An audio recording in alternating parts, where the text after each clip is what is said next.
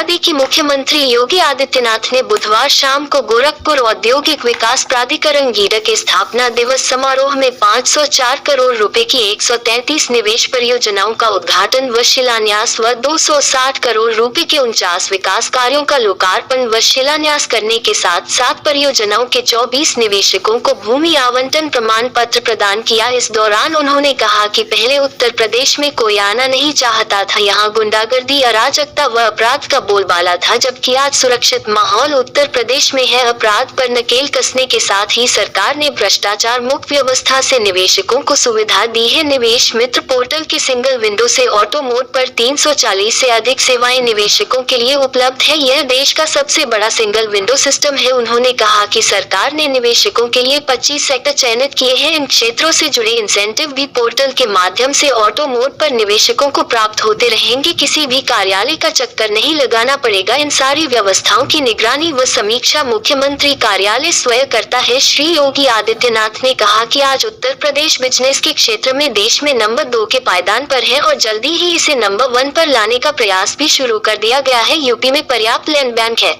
MSME की इकाइयों को शुरुआती 1000 दिन तक एनओसी लेने की बाध्यता नहीं है। मुख्यमंत्री योगी आदित्यनाथ ने उद्यमियों की समस्याओं के निस्तारण के लिए प्रति माह जिला स्तर पर तथा प्रत्येक 3 माह पर मंडल स्तर पर बैठक करने का निर्देश प्रशासन व पुलिस के अधिकारियों को दिया। इसके साथ ही उन्होंने उद्यमियों से कहा कि इन बैठकों में भी समस्याओं का समाधान न हो तो वह शासन को पत्र लिखने या में गुरेज न करें। इस दौरान मुख्यमंत्री योगी आदित्यनाथ के साथ साथ सहजनवा के विधायक प्रदीप शुक्ला व विधान परिषद सदस्य डॉक्टर धर्मेंद्र सिंह एवं ग्रामीण विधायक विपिन सिंह भी रहे मौजूद। सहजनवा विधानसभा के गीडा औद्योगिक क्षेत्र के स्थापना दिवस के कार्यक्रम में भारत के सबसे लोकप्रिय मुख्यमंत्री पूज्य महाराज जी का मैं सभी उद्यमियों की तरफ से और सभी सहजनवा विधानसभा के भारतीय जनता पार्टी के कार्यकर्ताओं की तरफ से हार्दिक अभिनंदन एवं स्वागत करता हूं।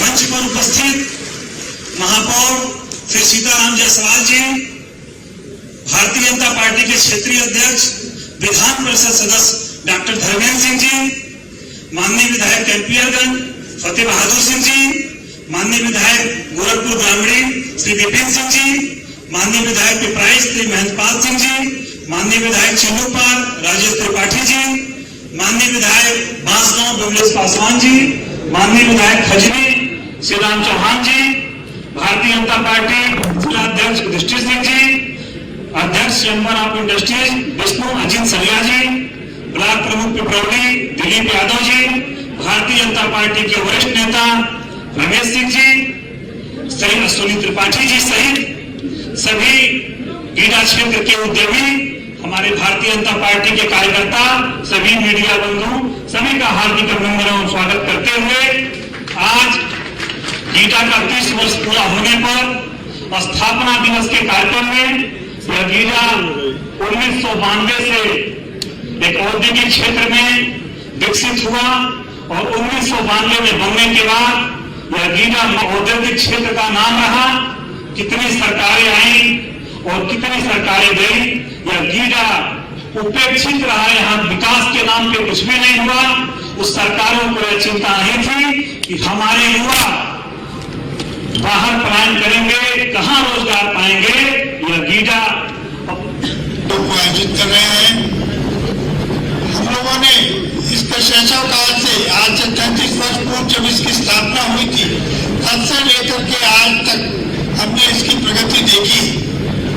गोरखपुर औद्योगिक दृष्टि से अत्यंत पिछड़ा हुआ माना जाता था, लेकिन पिछले 5 वर्षों में जिस प्रकार से आपकी सरकार आई है, आपने उद्योगों के लिए जो बेसिक नीड होती है इंफ्रास्ट्रक्चर की, जिसमें आज सड़क की जो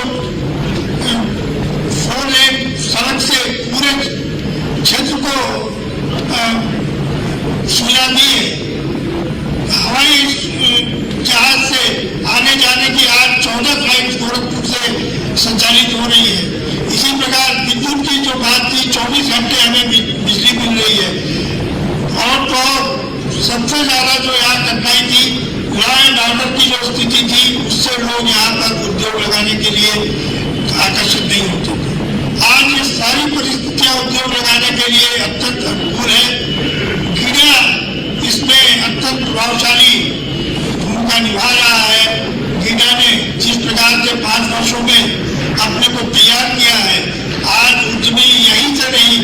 बल्कि बाहर से भी अनेक उद्यमी यहाँ आकर के उद्योग लगाने के लिए तत्पर है। मान्यवर, आपके द्वारा आज यहाँ प्लास्टिक पार्क, नेकेड फैक्ट्री और रेडीमेड गारमेंट के पार्क का जो शिलान्यास हो रहा है, मेरा मानना है कि पिछले 5 वर्षों में लगभग 5,000 करोड़ का इन्वेस्टमेंट गिना के कभी औद्योगिक दृष्टि से शून्य और अति पिछड़े जनपदों में गिना जाने वाला गोरखपुर और पूर्वी उत्तर प्रदेश आज विकास के नित नए मानक और प्रतिमान स्थापित कर रहा है। याद करिए 1990 के दशक के गोरखपुर को। तब गोरखपुर की छवि क्या थी, गोरखपुर की पहचान क्या थी? जो पहले से गोरखपुर के चले आ रहे उद्योग थे वे सब बंद हो रहे थे।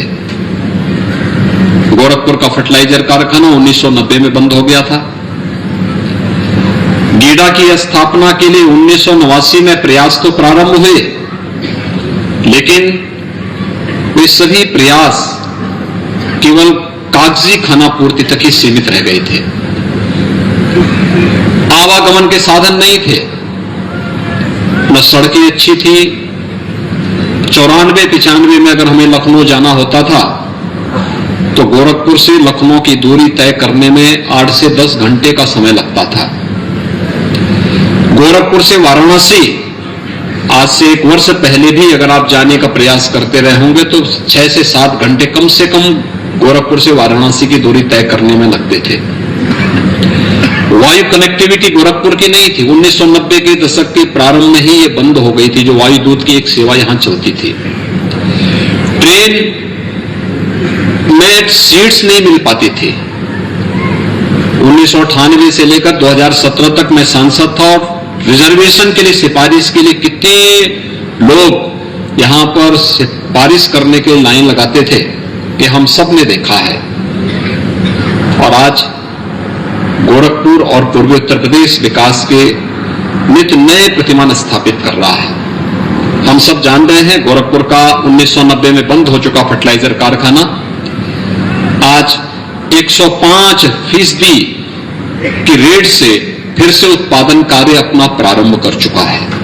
HURL के नाम पर स्थापित गोरखपुर का खाद कारखाना फिर से विकास की एक नई कहानी कह रहा है।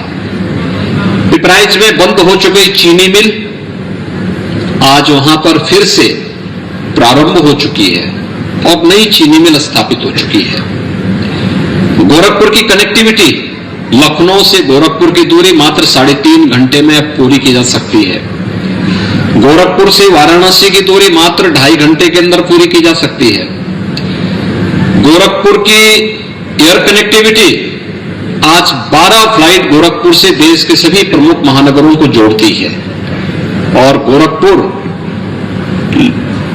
औद्योगिक विकास के दृष्टि से आगे बढ़ सके, इसके लिए गोरखपुर लिंक पूर्वांचल एक्सप्रेसवे का लिंक एक्सप्रेसवे गोरखपुर को जोड़ने के लिए पूरे मजबूती के साथ आगे बढ़ रहा है। और बहुत शीघ्र जब ये बनकर के तैयार होगा तो गोरखपुर औद्योगिक विकास का एक नया क्षेत्र गीडा से लेकर के धूलिया पार तक हम सबको दिखाई देगा, जहां पे लाखों नौजवानों को रोजगार और नौकरी की संभावनाओं को आगे बढ़ाने में मदद मिलेगी।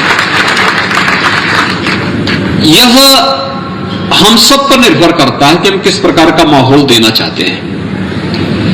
हमारी सोच विकास की क्या है? अगर जाति के आधार पर, मत और मजहब के आधार पर ही हम बटे रहेंगे तो कभी विकास नहीं हो पाएगा। हमारे सामने हमेशा पहचान का संकट होगा। हमेशा हम लोगों के द्वारा अविश्वास की निगाहों से ही देखे जाते रहेंगे। लेकिन गोरखपुर ने जो फैसला 1990 के दशक में लिया था कि अपने पर लगे हुए कलंक से हमें मुक्ति प्राप्त करनी है, और मुझे लगता है 1994-95 से हम लोगों ने गोरखपुर के विकास के लिए जब भी किसी प्रकार के आह्वान की आवश्यकता हमें महसूस हुई, गोरखपुर का एक एक नागरिक मेरे साथ उस आंदोलन का हिस्सा बना रहा। हर व्यक्ति सड़क पर हो या कहीं भी हो, उस आंदोलन का हिस्सा गोरखपुर का नागरिक बना रहा। और उसी का परिणाम है कि गोरखपुर के नागरिकों का समर्थन और उनका सहयोग आज गोरखपुर के विकास को एक मॉडल के रूप में प्रस्तुत